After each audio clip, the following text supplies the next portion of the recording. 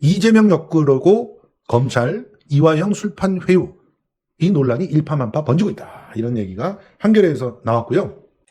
검사실에서 사기범 통화 6번이나 방치했던, 그래서 징계받은 바로 그 사람이 지금 이화영 수사하고 있잖아요. 이 사람이 긴급 투입이 됐어요. 투입된 그 시점이 보니까 그 술파티 벌였던 그 시점이 바로 전에 투입됐어요. 이게 우연이야? 누구냐고요? 예, 이 검사님입니다. 윤석열이 칭찬한 검사. 윤석열이 추미애 장관한테 그 검사는 진짜 제가 보장하겠습니다. 승진해야 됩니다. 이렇게 일똑부러지게 잘한다고 보는 거예요. 그러니까 그 특수부의 수사 기법이라든지 이런 것들이 결국은 저짓이야. 예, 저런 거예요. 실제로 윤석열은 그 이전에 자기가 제보자 X를 이렇게 밥 먹이고 술 먹이고 하면서 강의를 들은 적이 있어요. 제보자 X가 사기로 잡혀가 있었을 때. 그러니까 뒤집어 씌워가지고 사기로 집어넣고, 그리고 야 나한테 좀 니네들 기법 좀 가르쳐줘 이래가지고 그때 그 주식에 대해서 가짜 주가 조작하는 그걸 배워가지고 도이치모터스에서 썼나봐. 그런데 윤석열의 손발이라고 할 수 있는 김영일, 그 김영일이가 지금 징계를 받고 형사처벌은 면했어요. 그걸 뉴스타파가 2021년에 대서특필했던 저 자료가 뉴스타파에 있습니다. 그자가 다시 와서 지금 똑같은 짓을 하고 있는 거죠.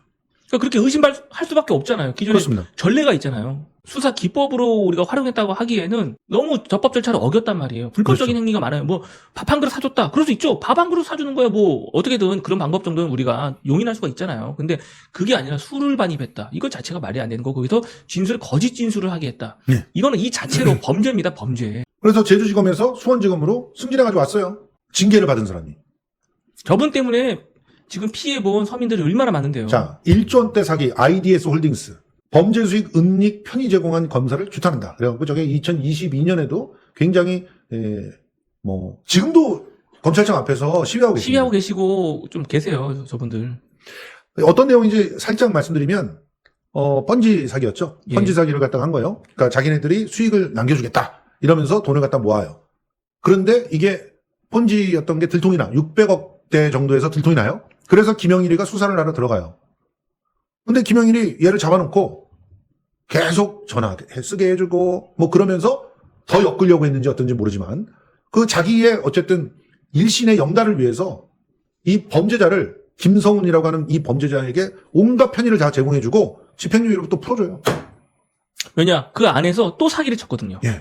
또 사기를 지휘하는 거예요. 어차피 돈을 사기쳐서 벌었는데 그 돈을 좀 갚아야 되잖아요. 근데 사기꾼들은 600억 사기쳤으면 600억을 다 갚을 필요는 없어요. 그렇죠. 대부분 합의 볼 때 만약에 내가 1억을 사기를 당했다. 그러면 1000만 원 주고도 합의를 한다고요. 그렇죠. 왜냐? 그럼 1000만 원도 못 받을 것 같거든요. 그렇죠. 그러니까 그런 걸 악용해가지고 그 안에 들어간 상태에서 또 똑같은 사기를 쳐서 돈을 좀 긁어 모아서 그걸로 합의금으로 제시를 하는 거예요. 예. 그럼 합의서를 받아왔을 거 아니에요. 그렇죠. 합의서는 곧 처벌 불원서예요. 맞아요. 처벌하지 말아주세요라는 것을 잔뜩 갖고 와가지고 또 정관 변호사를 쓰셨는지 누구를 쓰셨는지 어떤 방법을 통해서든 제출해서 변론을 받고 거기에서 집행유예로 나오는 거예요. 맞아요. 그래서 그러면 어떻게 되느냐, 결과는 그래서 600억 원대에서 막을 수 있었던 범죄였는데 1조 3천억 원대 넘어간 거예요. 그래서 더 많은 사람들이 피해를 보고 엄청난 서민들이 타격을 입었단 말이에요. 저런 사람들이 떳떳하게 승진을 하고 일을 하고 있고 지금도 검사라고 일 잘한다고 자랑스럽게 생각하고 있다는 게 과연 옳은 것이냐. 그리고 그 검사가 왜 하필이면 이화영 재판을 수사하고 있냐. 그러니까 비슷한 일이 또 벌어지느냐. 그러니까 아기가 딱딱 맞아 떨어진다는 거죠. 그렇죠. 지금 김영일은 범법을 하고 있는 겁니다. 범법을 통해서 자기가 승승장구하다가 들켰어요. 그때 제대로 처벌하지 않으니까 이런 일이 또 벌어지는 거예요. 그때 완전히 김영일은 검사 옷을 벗겨야 되고 변호사도 못하게 만들어버렸어야 됩니다. 형사처벌하게 했어야 되는 거예요. 근데 그거를 자기 새끼라고 누가 봐줬다? 윤석열이 봐준 거예요. 그러니까 이거 관련돼서 빨리 입장이 좀 더 나와야 될 것 같고요. 관련돼서 이제 이런 것들이 쌓이니까 22대 국회에서는 어떻게 검사를, 탄핵이 말고, 탄핵은 너무 오래 걸리고 힘드니까 더 빠르게 징계하고 더 빠르게 파면시킬 수 있는 방법을 법률적으로 찾아서 넣어야 된다는 거예요. 검사도 그렇고 판사도 그렇고 자기 판결에, 자기 수사에 대해서 책임 안 져요. 이거 너무 웃기지 않습니까? 판사 같은 경우는 그냥 판결문이 영원히 남는다 정도지, 미국 같은 경우는요, 판사가 이상하게 판결하잖아요? 그러면은 바로 그 사법방해죄로 그냥 쇠고랑 찹니다, 이렇게. 진짜.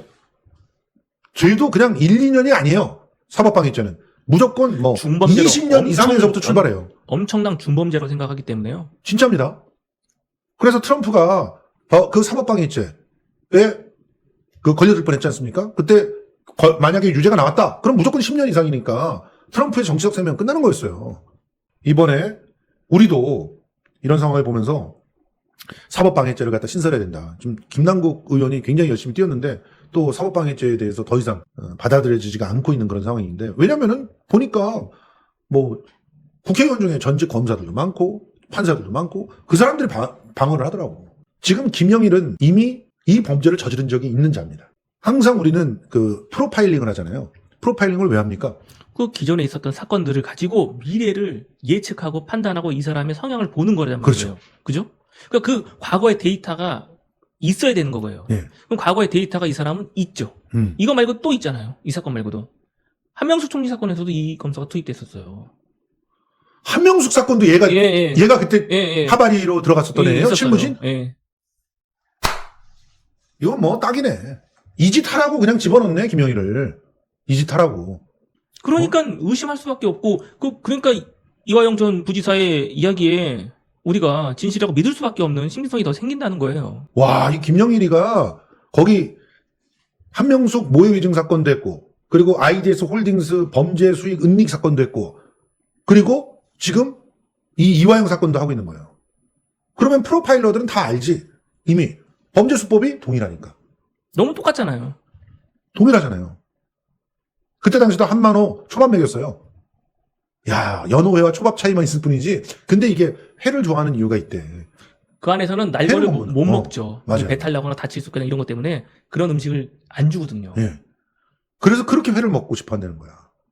그래서 초밥, 회덮밥, 그 다음에 이번 연어회, 이런 것들이 딱 들어가는 순간 입이 술술 열린다는 거죠. 연어회가 입에 더 살살 녹을 때 녹죠. 혀가 풀리는. 거기에 또 소주 한 잔만 더 먹게 돼. 예. 와, 그럼 그냥 어떤 말도 다 나오는 거예요. 유동규 같은 경우는 어떻게 했습니까? 내연녀를 싹 방에 들여보내주는 거예요.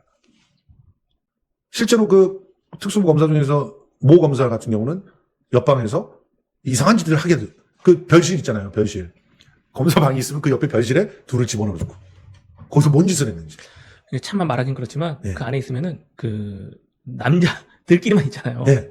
그러니까 이제 성욕 부분에 대해서 굉장히 예민해지는 사람들도 많고요. 그렇죠. 그냥 그런 거에 대해서 그러니까 인간의 욕망과 욕구가 완전히 차단되는 부분이 있어서 예. 그걸 조금만 건드려줘도 이 사람들이 자기의 그 진실이 아닌 것들을 다 얘기할 수 있고 바뀔 수 있다는 거예요. 유동규가 그 내연녀가 한번 싹 향수를 풍기면서 갔다 온 다음에 다 털어놨다는 거 아닙니까?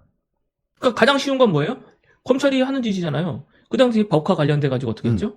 식당 100군데 이상 압수수색 했잖아요. 그렇죠. 똑같이 하면 되잖아요. 압수수색 해서 하면 돼요. 음. 얼마든지 가능하고요. 최근에 또 제가 제보도 받고 주변에 지금 일어나고 있는 일이 뭐냐. 경기도 시절에 있었던 그 보좌진들 있죠. 법카를 썼던 분들 모든 분들들은 참고인 조사를 다 하고 있습니다. 예. 싹 다 하고 있어요. 모든 사람들한테. 예. 왜 하겠어요?